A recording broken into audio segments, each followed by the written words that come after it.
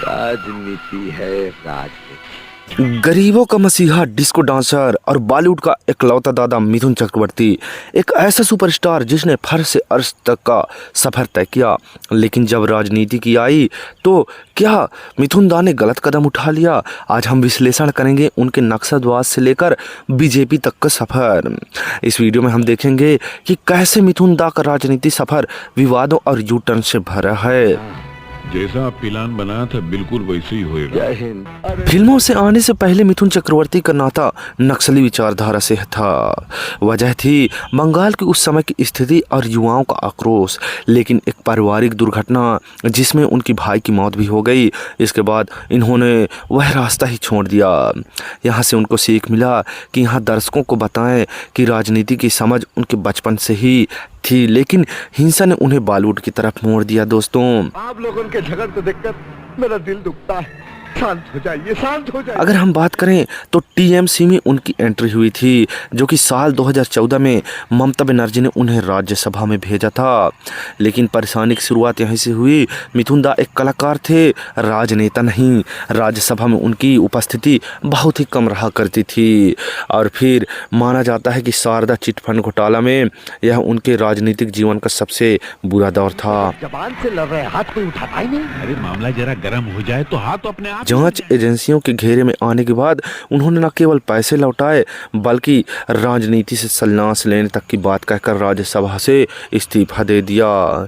क्या यहाँ उनका मोह भंग हो गया था? आप हमें ज़रूर बताएं दोस्तों। लेकिन फिर हुई बीजेपी में वापसी और उनका कोबरा वाला बयान।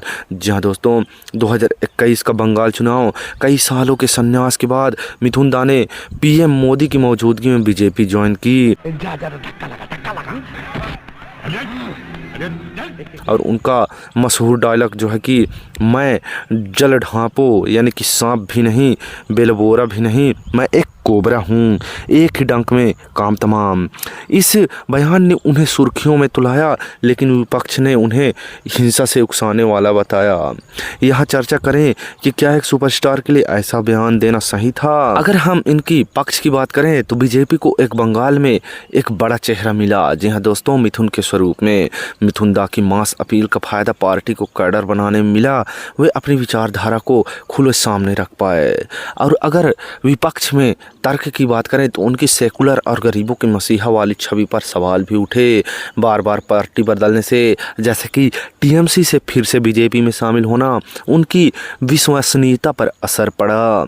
उनकी फिल्मों और अभिनय करियर से ध्यान हटकर राजनीतिक विवादों पर चला गया। अगर हम मिथुन दादा की वर्तमान और भविष्य की बात करें तो पद्म भूषण सम्मान से उन्हें हाल ही में जो है कि पद्म भूषण सम्मान, जैसे कि द कश्मीर फाइल्स से उनको पद्म भूषण सम्मान सम्मानित किया गया। और राजनीति से दूरी बनाई। क्या वे सिर्फ एक मार्गदर्शक की भूमिका में हैं या अभी भी राजनीति में सक्रिय हैं? मिथुन दा की बात करें तो मिथुन चक्रवर्ती जैसे कलाकार के लिए राजनीति कभी भी आसान नहीं रही। जहां वो फिल्मों में वन मैन आर्मी थे, वहीं राजनीति के चक्रव्यूह में कई बार फंसे। लेकिन एक बात तय है, चाहे वो राजनीति में हो या ना हो, बंगाल और भारत के लोगों के दिलों में हमेशा डिस्को डांसर ही रहेंगे। आपको क्या लगता है, मिथुन दा को राजनीति छोड़कर फिल्मों पर ध्यान देना चाहिए?